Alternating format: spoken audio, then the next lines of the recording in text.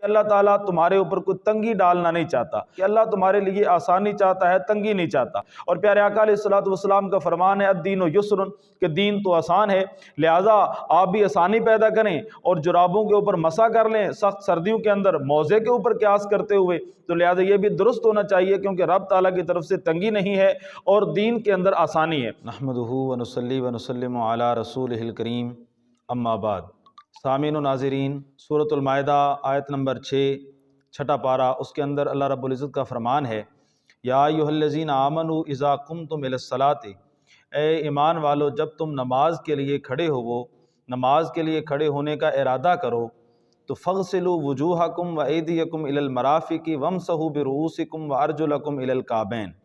تو تم اپنے چہروں کو دھو لیا کرو اور ہاتھوں کو کہنیوں سمیت دھو لیا کرو اور سر کے اوپر مسح کر لیا کرو اور اپنے پاؤں کو ٹخنوں سمیت دھو لیا کرو۔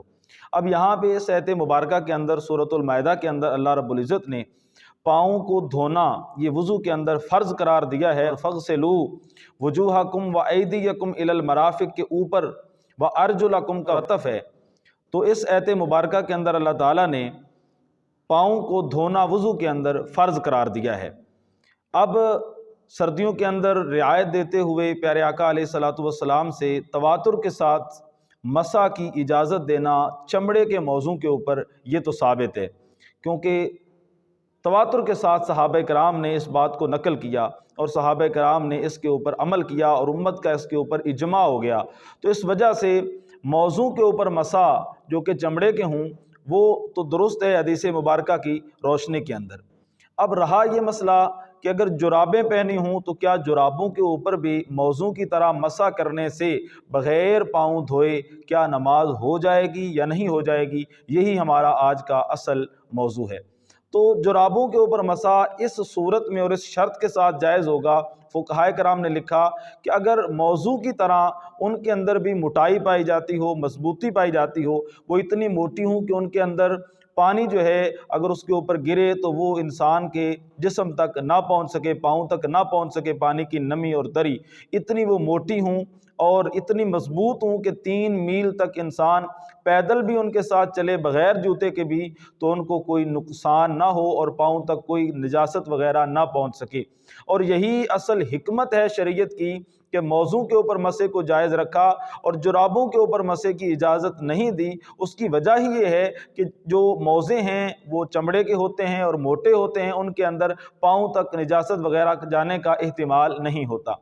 اب بعض لوگوں نے جرابوں کے اوپر مسح کرنے کو بھی جائز کہا ہے اور مطلقاً انہوں نے جرابوں کے اوپر مسح کرنے کو جائز قرار دیا ہے، اور مختلف تعویلیں اور مختلف دلائل جو وہ بیان کرتے ہیں ہم چاہتے ہیں کہ ان کو بھی ہم یہاں پہ ذکر کریں۔ ایک عموماً یہ بات کی جاتی ہے کہ جناب قرآن پاک کے اندر تو ارشاد باری تعالیٰ ہے کہ ما یرید اللہ لیجعل علیکم من حرج، کہ اللہ تعالیٰ تمہارے اوپر کوئی تنگی ڈالنا نہیں چاہتا، یا دوسرے مقام پہ ارشاد ہے یرید اللہ بکم اليسر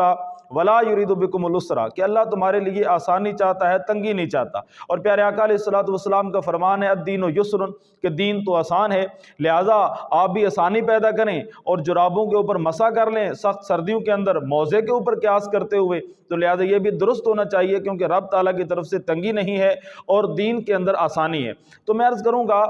پہلی بات تو یہ ہے کہ تنگی وہ تنگی ہے جس کو شریعت نے تنگی اور مشکل تسلیم کیا ہو، اور آسانی وہ آسانی ہے کہ جو شریعت نے ہمیں آسانی عطا فرمائی ہو۔ اپنی طرف سے اگر ہم تنگیاں گنتے چلے جائیں اور پھر ان کی آسانیاں تلاش کرنا شروع کر دیں تو اس طرح ہر انسان کی مرضی کے اوپر شریعت نہیں چلتی۔ شریعت نے اپنے اصول، ضوابط، قواعد اور قوانین مقرر فرما دیے ہیں، اور پیارے آقا علیہ الصلوۃ والسلام نے قیامت تک کے لیے اصول اور قوانین جو ہیں وہ وضع فرما دیے ہیں اور ان کے اوپر شریعت کی بنیاد ہے۔ تو اس وجہ سے پیارے آقا علیہ الصلوۃ والسلام نے چونکہ اس کی اجازت نہیں دی، اس وجہ سے جرابوں کے اوپر مسح کرنا درست نہیں ہوگا۔ اگر کوئی کہے کہ تنگی ہے تو بھئی تنگی تو کوئی کسی طرح بھی کہنا شروع کر دے گا۔ اب کوئی کہے کہ جناب سردیوں کے اندر پانی کے استعمال میں تنگی ہے، لہذا میں منہ دھوئے بغیر وضو ہو جائے اور بغیر وضو کے نماز ہو جائے کہ سردیوں کے اندر پانی بہت ٹھنڈا ہے استعمال کریں گے تو اس کے ساتھ جناب ہمیں خطرہ ہے، تو اس طرح تو ہر بندہ اپنی مرضی کے مطابق شریعت میں رستے تلاش کرنا شروع کر دے گا۔ اس وجہ سے جرابوں کے مسح کی اجازت تنگی کی بنیاد پہ یا مشکل کی بنیاد پہ نہیں دی جائے گی۔ دوسری بات یہ ہے کہ پھر کچھ لوگ اس کے اوپر حضرت مغیرہ بن شعبہ کی حدیث مبارکہ سے استدلال کرتے ہیں جو ترمذی شریف کے اندر ہے، اس سے استدلال کرتے ہیں کہ جناب حضرت مغیرہ بن شعبہ رضی اللہ تعالیٰ عنہ ان سے مروی ہے کہ پیارے آقا علیہ الصلوۃ والسلام نے وضو فرمایا اور جوتے اور جرابوں پر آپ صلی اللہ علیہ وآلہ وسلم نے مسح فرمایا۔ اس حدیث مبارکہ سے استدلال کرنا جرابوں کے اوپر مسح کرنے کے لیے یہ درست نہیں ہے، اور اس کی وجہ یہ ہے کہ یہ حدیث مبارکہ ضعیف ہے اور اس سے استدلال کرنا درست نہیں ہے۔ اس کے ضعیف ہونے کی وجہ یہ ہے کہ حضرت مغیرہ سے ہی موضوع کے اوپر مسح کرنے کی روایات ہیں۔ یہ دو آدمی ہیں، ابو قیس اردی اور حذیل بن شرجیل، کہ جنہوں نے جوتے اور جرابوں کے اوپر مسح کی روایت نقل کی ہے۔ باقی جتنے راوی ہیں اور ان سے زیادہ ثقہ راوی ہیں، ان راویوں نے حضرت مغیرہ بن شعبہ سے موضوع کے اوپر مسح والی روایت نقل کی ہے۔ صرف ان دو راویوں نے اس طرح نقل کی ہے کہ جرابوں اور جوتے پر مسح کیا، اور اس کے حوالے سے عبد الرحمن بن مہدی نے کہا تھا حضرت سفیان ثوری سے کہ اگر آپ مجھے ابو قیس ان حذیل والی روایت سنائیں گے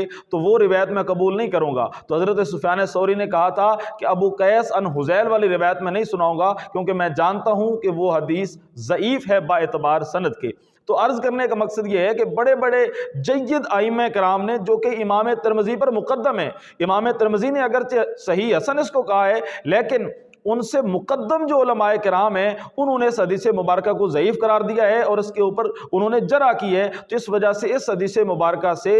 جرابوں کے اوپر مسح کرنے کا استدلال کرنا درست نہیں ہے۔ اور اگر بالفرض اس حدیث مبارکہ کو صحیح مان لیا جائے تو عرض یہ ہے کہ ہمیں کیسے پتہ چلے گا؟ یہ تو متعین ہی نہیں ہے کہ وہ کون سی جرابیں تھیں۔ اب وہاں پہ چمڑے کی جرابیں بھی استعمال ہوتی تھی، موزے کے اوپر ایک چمڑے کا باریک لفافہ بھی استعمال ہوتا تھا جس کو جرموک کہا جاتا تھا، اور پھر جرموک کے اوپر ایک باریک لفافہ ہوتا تھا جس کو جورب کہا جاتا تھا، اور وہاں پہ جوربین کا لفظ ہے، پتہ نہیں وہ کس قسم کا تھا۔ اور پھر پیارے آقا علیہ الصلوۃ والسلام نے جوتے اور جراب پر مسح کیا ہے، تو اس سے بھی اس کے اندر زیادہ احتمالات پیدا ہونا شروع ہو جاتے ہیں۔ کوئی کہے کہ احتمال تو ہے کہ آپ نے کپڑے کی جرابوں کے اوپر مسح کیا ہو، آپ نے اون کی جرابوں کے اوپر مسح کیا ہو، آپ نے سوتی جرابوں کے اوپر مسح کیا ہو۔ بھئی اگر یہ احتمال ہے تو پھر ایک احتمال ہی ہے، یہ متعین نہیں ہے، اور شریعت میں کسی حدیث مبارکہ سے یہ ثابت نہیں ہے کہ آپ صلی اللہ علیہ وسلم نے کون سی جرابوں کے اوپر مسح کیا تھا، جبکہ یہ ثابت ہے کہ چمڑے کے موضوع کے اوپر مسح کی اجازت ہے۔ تو اس وجہ سے قرآن پاک میں جب فرض قرار دیا پاؤں کو دھونا، تو قرآن پاک کے حکم کے مقابلے میں کسی ایسی حدیث سے استدلال کرنا کہ جس کا معنی و مفہوم ہی متعین نہ ہو، جس کا پتہ ہی نہ ہو کہ جورب سے کون سی جورب مراد ہے اور جراب سے کون سی جرابیں مراد ہیں، تو قرآن پاک کے حکم کے مقابلے میں ایسی کسی روایت سے استدلال کرنا درست نہیں ہوگا۔ اسی طرح صحابہ کرام کے عمل کو دلیل بنایا جاتا ہے۔ کچھ صحابہ کرام نے جورب کے اوپر مسح کیا تو اس کو دلیل بنایا جاتا ہے، تو اس کے حوالے سے بھی یہی عرض ہے کہ کس قسم کی جورب کے اوپر انہوں نے مسح کیا یہ ہمارے پاس ثابت نہیں ہے، اور قرآن پاک کے دھونے کے حکم کے مقابلے میں ایک ایسی روایت کو پیش کرنا کہ جس کا معنی و مفہوم ہی متعین نہ ہو تو یہ قطعاً درست نہیں ہے، کیونکہ قرآن پاک کا حکم تمام احکام کے اوپر مقدم ہے۔ دعا ہے کہ اللہ رب العزت ہمیں سمجھنے کی توفیق عطا فرمائے۔